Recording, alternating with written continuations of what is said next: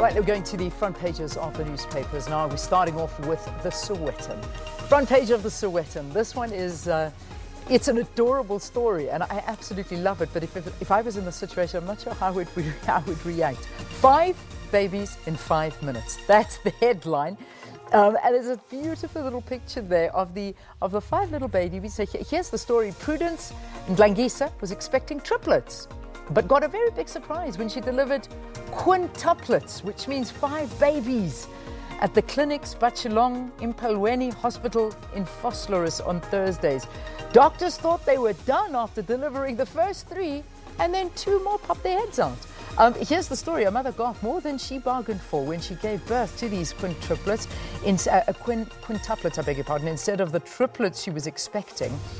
She gave birth to 4 girls and a little boy. Can you imagine what it was like in there with 4 girls and just this poor little guy sitting in there?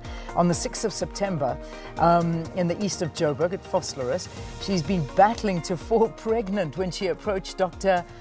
Moeng Pitswe and was prescribed ovulation induction drugs. And shortly thereafter, she fell pregnant, and boy, did she fall pregnant. Ndlangisa was told she was expecting triplets and possible quadruplets because the 4th baby had appeared during ultrasound scans but then later vanished. She and her husband, Joe Buthelezi, were told they were expecting a boy and a girl.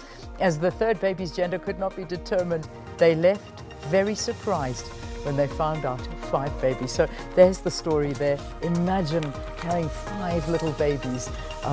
Gosh, no, well, never mind. Now imagine looking after the 5 little babies all at the same time. I hope lots of help. You know the saying, it takes a village to raise a child. Page 4, Zuma is not dodging Zondo. All right, that's the story that I think a lot of people are focusing in on, where it's basically saying Jacob Zuma's lawyers saying the president, former president, is not scared to testify at the state capture inquiry and that he will do so when invited. He has no reason not to cooperate. He's never not cooperated. He's not running away, and he is not scared to come. He's willing to testify. That's the word from his lawyers. So if you want to have a look at that, please go out and take a look at the Sowetan. Let's move on to the Citizen now. On the front page of the Citizen, quite frightening one actually. US issues SA alert. America has flagged South Africa as a travel destination warning its citizens of risky SA, naming common violent crimes such as murder and rape in an advisory. That's on page 3. Following the crime statistics obviously released by the SAPS on Tuesday, the US State Department yesterday upgraded its threat level for US citizens to South Africa to level 2 and urged citizens to exercise increased caution. Violent crime, armed robbery, rape, carjacking, mugging, smash and grab attacks on vehicles is common. There's a higher risk of violent crime in the central business districts of major cities after dark, and they go on to talk about all the problems that you could encounter if you visit South Africa. I wish I could deny it, but unfortunately the facts were released this week, and those are our crime stats, and so the US obviously warning citizens about those facts. Again, focusing in on Zuma, we won't go into that. And here's another one on page 23 of the business section. Homes can't be sold for a song. High Court rules a reserve price must be set at repossession auctions. That's quite an interesting one, because sometimes you do get some houses that are sold for a song at these auctions and the prices are a little bit low, but obviously now it's been set. So it's saying a full bench of the High Court in Joburg has ruled that repossessed homes must be sold with a reserve price in all but exceptional circumstances. This ends illegal bid rigging by syndicates operating out of sheriff's auctions. It also means that repossessed properties must be sold close to market price rather than for 10 Rand or 100 Rand has happened in the past. Can you believe that? Wow. Okay, that's the front page of the Citizen. Let's now move on to, I think it's the Business Day. All right, Business Day's front page, there we go. Aspen sinks on sale of baby milk business.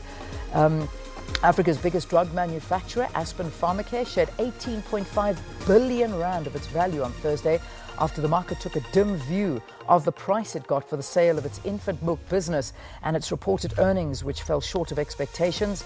The share price took its biggest intraday knock in 2 decades, plunged 26% before recovering close to 14.8% lower at 230 R2.06. This is just a very, very big one. So yeah, you can read the details about that. And again, the judge inviting Zuma to tell his side of the story at the State Capture Commission.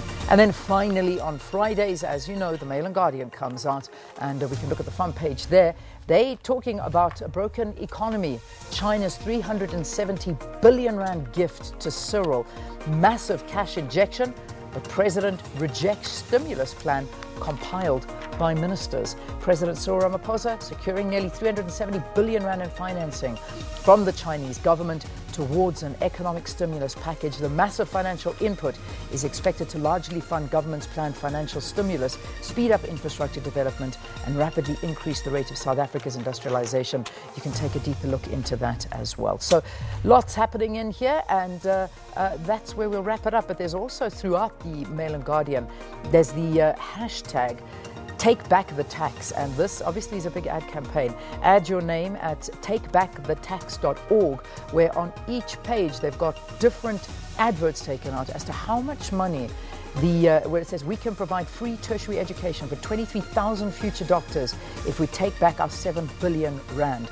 You can help fight illegal cigarette trade. So real focus on illegal cigarette trade and what that money can actually be used for. Okay, that's where we wrap up the newspapers for now. We'll take a break.